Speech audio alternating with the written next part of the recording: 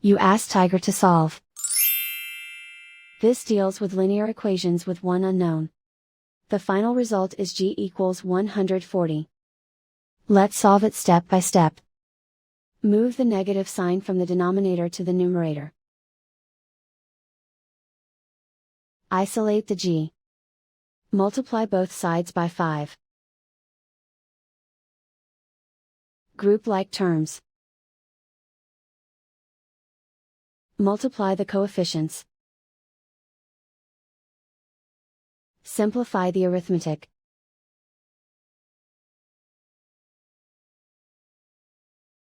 Convert the g into a positive number.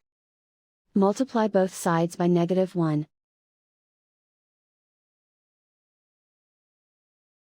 Remove the ones. Simplify the arithmetic.